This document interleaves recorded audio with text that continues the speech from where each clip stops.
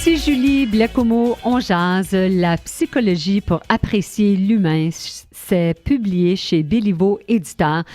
Si vous voulez inviter notre invité, auteur, psychopédagogue, enseignant de psychologie, vulgarisateur de psychologie, passionné, animé, avec le sourire aux lèvres, c'est simple. Vous allez sur votre moteur de recherche favori, Alex Sarraf, S-A-R-R-A-F, écrivain. Vous allez arriver sur sa page Facebook et tout de suite, vous allez pouvoir continuer de jaser avec Alex. Julie, tu nous as parlé de ce fameux lobe frontal chez les adolescents. Puis là, tout ça, je me suis dit, OK, lobe frontal, qu'est-ce que c'est? Qu'est-ce que ça fait, le lobe frontal? C'est quoi dernièrement, moi, j'avais lu qu'on pouvait y associer le fait que quand il n'était pas terminé d'être développé, principalement chez les garçons, que ça faisait des impulsions, des réactions. C'était peut-être là que la maturité était encore en évolution. En développement. Effectivement, c'est peut-être plus... Ils ont peut-être plus tendance à faire des mouvements impulsifs ou de prendre des décisions impulsives parce que c'est plutôt le moteur de la réflexion, prendre le temps de réfléchir à qu'est-ce qui va arriver, ma décision, quel est l'impact sur l'autre personne ou peu importe, même si c'est juste comme tourner à droite avec ma voiture, il y a une réflexion qui doit être prise. Ouais. Puis c'est ça qui est un peu moins développé encore, là, puis ça peut aller jusqu'à l'âge de 25 ans. Puis quand les athlètes ont des commotions cérébrales, est-ce que c'est cette partie-là aussi qui ferait que des fois, il y a des reculs, Alex? Oui, c'est quand il y a des commotions cérébrales, quand il y a une perte de connaissance, puisque le lobe frontal, c'est pour l'impulsivité, c'est pour la conscience puis l'apprentissage.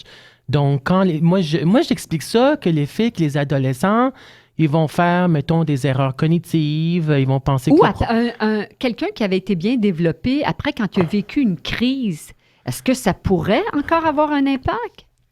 Mais les lobes frontaux, c'est vraiment l'apprentissage, la conscience. Donc, quand ils font des erreurs, quand ils font des gaffes, ils pensent pas avant d'agir. C'est ça l'impulsivité. Oui, la réflexion dont Julie, à laquelle elle faisait référence. Puis, il y avait même, une étude. Il y avait une étude qui a été faite. Il y avait des gens qui ont été frappés sur leurs lobes frontaux. Il y a eu un accident de voiture. C'est là, sur le front. Là, c'est sur le front, le lobe frontaux. Puis il n'y avait pas de sac. Puis en fin de compte, ils ont perdu connaissance. Oui. Puis étant donné que ça jouait sur la conscience, puis ils ont développé ce qu'on appelle le trouble obsessif-compulsif.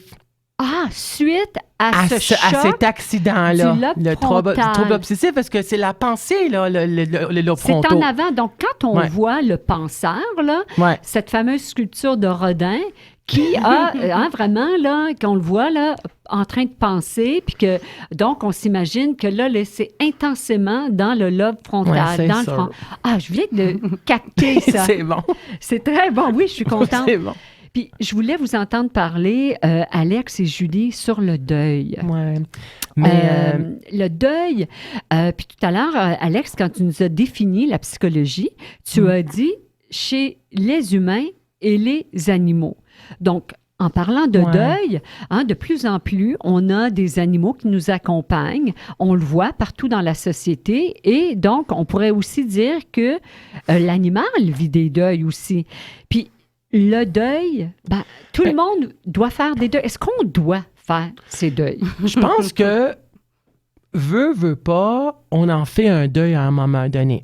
Un deuil, c'est quand il y a une perte significative qui est ressentie, puis la personne tombe dans ce processus de deuil qui est un processus de renoncement, puis ça se fait de façon automatique. De renoncement, parce qu'un deuil, c'est parce qu'on a perdu quelque chose qui ne serait plus là. Par exemple, un membre de la famille, mettons les adolescents où il y a une période de remise en question, de réflexion personnelle, etc., découverte de soi et d'autrui. Ils ont, mettons, perdu leur chum qui les a quittés, par exemple. Là. Donc, ils vivent un deuil, c'est une perte qui est là. Mais la personne, elle peut être encore en vie. Elle peut être encore en vie ou elle peut ne pas être en vie ou ça peut être aussi un deuil symbolique. On a perdu ce type de relation interpersonnelle, ce lien affectif-là avec un membre de la famille. Ou si on s'imagine, là, il va y avoir là, cet ouragan, là, Florence, là, puis qui n'a rien à voir avec ma charmante princesse Florence, rien à voir du tout. Mais là, il va y avoir des gens qui vont faire même des deuils de leur maison. Oui, le deuil de la maison. non. Tu vois, j'avais une familiale. collègue qui a vraiment beaucoup étudié le deuil, puis c'est sa spécialité, surtout le deuil chez l'enfant. Puis, ce qu'elle vous répondrait à ça, c'est idéalement, il faudrait trouver un autre mot pour décrire la perte de quand la personne est encore vivante. Oui. Parce que perdre quelqu'un à jamais, Oui. c'est pas la même vécu puis la même expérience émotionnelle et interrelationnelle que de perdre quelqu'un qu'on sait qu'on peut revoir. Comme le deuil, Le deuil d'une quand quelqu'un relation casse, terminée, hein, d'une mon chum rupture, casse avec moi, ma blonde casse. tu sais, il est Mais pas des fois, c'est mort, plus elle n'est pas souffrant. morte. Des Mais- fois, c'est plus souffrant mais c'est qu'elle pas la ou même- elle soit encore en vie. Mais c'est pas la même souffrance. Perdre complètement quelqu'un, ne plus jamais avoir la C'est possibilité de lui parler, ne plus jamais avoir la possibilité de le Ben voir oui. ou de la voir. Donc, je pense que ça fait du sens parce Oui, que c'est une bonne c'est recommandation, un c'est nouveau mot. oui, un mot qui fait plus appel à la perte que, La que finalité, le deuil. là, c'est la fin, là. Oui, exactement. On ne Ouais. peut plus avoir ou revoir, tu nous as dit, toucher, c'est bon ça. ressentir cette personne-là ou cet animal-là. mais- Sentir, sentir. Oui, oui, se connecter. Entendre. Exactement. Oui. Puis il y a toute la question des deuils complexes aussi. Donc, plus la personne est significative, plus qu'on ajoute la quantité de pertes ou de deuil avec tout ça. Donc, il y a les deuils complexes Ouais. Le deuil le pathologique. deuil pathologique. Pathologique, ça veut dire Le quoi? deuil pathologique, dans le mot pathologique, il y a le mot pathos. Pathos, ça veut dire émotion intense, qui a un déséquilibre Oui. dans le corps et dans l'esprit. Le deuil pathologique, c'est pas juste le nombre d'années, c'est que la personne n'est pas fonctionnelle au niveau de son travail. Oui, Donc, il y a on eu un entend arrêt ça. de travail, par exemple. Ça entrave les relations interpersonnelles. Il y a une souffrance, il y a une détresse. La personne, mettons, a perdu son enfant, puis elle fait une tentative de suicide parce qu'elle veut partir pour Un rejoindre deuil son... pathologique. C'est un deuil pathologique. C'est pas juste le nombre d'années qui définit c'est quoi un deuil pathologique. C'est quand on y retrouve aussi des éléments se rapprochant de la dépression Ouais. ou des pathologies plus graves que... Ouais, c'est sûr. Je reviens à ma question. Est-ce qu'on doit faire des deuils? Disons qu'un être, on ne le reverra plus, puis on ne pourra plus l'avoir, puis on ne l'entendra plus, puis on ne le sentira plus. Mais Est-ce le qu'on deuil va est se faire d'une obligé de façon vivre? quand même naturelle. Parce qu'on Mais entend quand- parler de ces différents stages Oui, c'est là, ça. de Écoute, deuil. j'ai eu des gens dans mon bureau qui m'ont dit, ben là, ça fait un mois, je devrais l'avoir fait mon deuil. Non, je pense que c'est plus complexe que ça, évidemment, mais le temps de laisser vivre nos émotions face à la perte, le temps de se laisser se guérir, le temps de se laisser... C'est le temps ou ce sont les étapes? C'est un mélange de tout. Donc, Oui. le temps, oui, mais parce que si je les vis pas, mes étapes, mes émotions... Qui sont mes quoi, pensées Julie, par ces rapport à étapes-là? Ah, écoute, c'est... La colère, hein, on Ben, il y a disait. le déni en premier. Ben, c'est ça. Vas-y, C'est Alex. premièrement, je me rappelle, j'avais suivi une formation de 3 heures, puis il y avait Karine Larocque, qui est psychologue humaniste, qui, elle avait dit, les 2 ingrédients pour le deuil, c'est le temps puis les soins. Puis c'est sûr qu'on a les étapes du deuil. La psychiatre... Elisabeth Kubler-Ross, mais c'est juste une théorie. Il y en a d'autres Ouais. aussi, à OK. Constance Lamarche. C'était quoi, Jean les Bourquin. étapes? Les étapes, c'est déni, choc, déni, colère, marchandage, dépression, acceptation. Acceptation à la Et toute qui fin. se font pas Ouais. nécessairement dans l'ordre. Dans l'ordre, là. C'est 6 étapes, là. OK.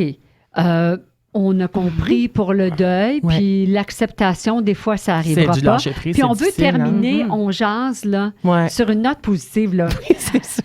La définition ultime de l'amour, Alex Saraf, là, comment tu définirais là, L'amour, J'ai hâte l'amour, d'entendre écoute, ça. J'ai hâte d'entendre ça. L'amour, ouais, il y a un petit peu de psychopop dans mon livre. Je dis, l'amour, c'est comme une bague à diamants. Oh, ça on aime brille. ça. Oh! Ça brille, c'est rayonnant. Il ne faut pas que ça soit souffrant. Il faut que ça soit un bel équilibre, respect, communication, etc. Tous les autres ingrédients, là, un attachement réciproque. C'est Oh, ça. ça brille, j'aime ça. Ça brille, tu sais, c'est Cette image- rayonnant. Ça brille, c'est rayonnant. Julie, toi, comment tu Écoute, je vais y aller définirais d'une façon l'amour? un petit peu plus pragmatique. L'amour, c'est ce que vous décidez d'en faire vous-même dans votre relation.